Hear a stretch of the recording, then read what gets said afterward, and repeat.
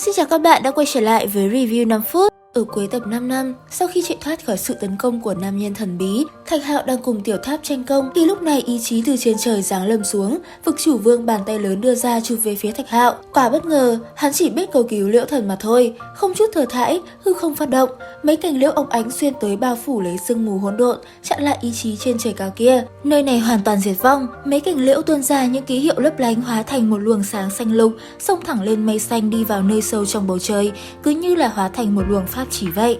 Bầu trời như sập xuống, toàn thân Thạch Hạo được bao quanh bởi những cành liễu xanh mướt. Ở phía xa xuất hiện một bóng dáng nữ nhân tựa tiền nữ thoát tục. Phải hay không đây có lẽ chính là bản thể của Liễu Thần. Sau nửa canh giờ, hư thần giới trở nên yên tĩnh cực kỳ. Thế nhưng ngoại giới lại sôi trào, tất cả mọi người đều đang bàn luận chuyện đã phát sinh, thậm chí còn mở ra một trận đại chiến. Chiến tướng chính là ở Hồ Ma Linh. Chiến cuộc ở hư thần giới vừa mới kết thúc thì nơi đây lại xảy ra chiến đấu. Một vài cường giả bí mật tới cửa đánh sập một ít cấm địa cổ xưa, hòng cướp đoạt thi thể của Trung Đông giả. Thân thể của Thành Nghị là tuyệt đối bảo thể vô thượng. Nói theo một ý nghĩa nào đó, thân thể của hắn có thể còn mạnh hơn một vài loại đại thần thông tuyệt thế. Trung Đông lại thêm trí tôn cốt, hiển nhiên là thứ quý giá đối với tôn giả muốn thay ra đổi thịt. Một cổ điện lơ lửng trên cao nổ tung, biểu thị có tôn giả vô cùng mạnh mẽ xông vào trong trung tâm vùng cấm, mà ở nơi đó có một trung ương thiên cung đặc biệt hùng vĩ, là nơi trọng yếu nhất của Hồ Ma Linh.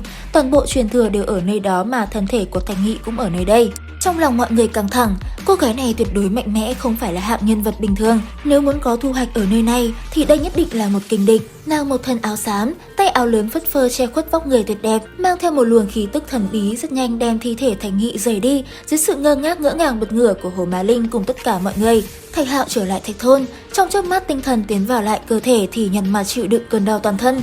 Vết thương ở hư thần giới chân thật tới mức ảnh hưởng trực tiếp đến cơ thể, hắn gần như bất tỉnh tại chỗ. Sinh tử đi kèm, sức mạnh tương đương, loại quyết chiến thế này rất khó có thể gặp được lúc bình thường. Đây chính là trận chiến đầy gian nan nhất mà Thạch Hạo gặp phải kể từ khi xuất thế tới giờ. Mọi người trong thôn lo lắng nhưng cũng rất mừng cho hắn. Sau khi tỉnh lại, Thạch Hạo tiếp tục tu luyện, đồng thời tìm hiểu sâu hơn về bảo thuật côn bằng. Liên tục lặp lại hơn nửa năm, hắn cuối cùng cũng đột phá minh văn cảnh.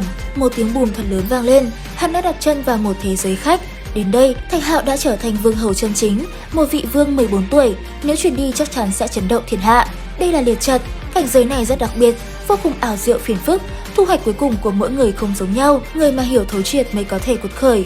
Bỗng nhiên Mao Cầu chít chít chạy tới nhảy lên vai hắn, làm Thạch Hạo nhớ tới một chuyện. Từ khi nghe Tiểu Hồng Điểu ở địa hỏa tộc, Sơn Bảo rơi vào trong tay Chu Yếm thì trong lòng hắn vô cùng vui sướng. Cả hai rất nhanh đi đến địa điểm trước kia của thạch thôn ngày trước sau trận chiến đã bị phá hủy. Mao Cầu nói nó đã quên một đồ vật ở đây, rõ ràng là rất quan trọng. Thế nhưng khi đến nơi thì nó phát hiện đã có người nhanh tay cuộn mất, khiến Mao Cầu vô cùng tức giận. Ở đầu thôn, Liễu Thần tỏa ra quang mang xanh biếc. Thạch Hạo đi đến ngồi dưới gốc cây nghiên cứu tấm dạ thú mà hắn thu hoạch được.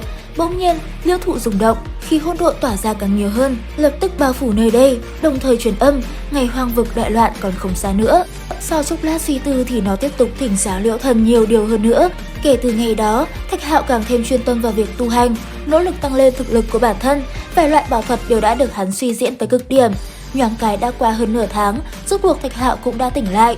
Sau đó 10 tòa động thiên hiện lên, lấp lóe hào quang, lưu động ra điểm lành mờ mịt. Đặc biệt là bên trong đó xuất hiện lít nhít những ký hiệu, cuối cùng ngưng tụ thành một cây cỏ lơ lửng ở nơi đó. Động thiên dựng linh, hiện tại có thêm một cây cỏ. Sau đó Thạch Hạo rời khỏi thạch thôn, lần này nó mang theo Đại Hồng Điểu vì đã hứa sẽ tìm sư tôn cho nó. Trên đường đi, Thạch Hạo dùng một loại phẩm màu khiến nó hóa thành một con quạ đen, mang theo Thạch Hạo vượt qua đại hoang.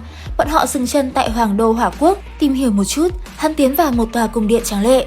Ồ, Thiên Thiên quận chúa tới rồi, là một trong huyền vực thập mỹ, rất có tiếng trong thế hệ tuổi trẻ. Có người nói nhỏ, ánh mắt nóng bỏng.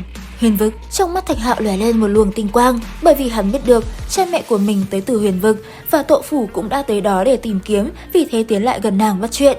Đúng lúc này, ầm một tiếng, cửa điện bị đẩy ra, xuất hiện một vài tu sĩ trẻ tuổi, người cầm đầu thì khí thế càng hiên ngang, mái tóc màu tím, trong khi nhảy mắt như có luồng điện xẹt qua. Cũng không biết lý do tại sao, Hậu Duệ Hải Thần cũng xuất hiện, hắn cùng tên tóc tím xảy ra tranh chấp, cả hai lao vào nhau quyết chiến. Mấy ngày này Thạch Hạo cùng Đại Hồng Điểu xuất hiện gây sự không ít, tin tức đã truyền đến tai Hỏa Linh Nhi.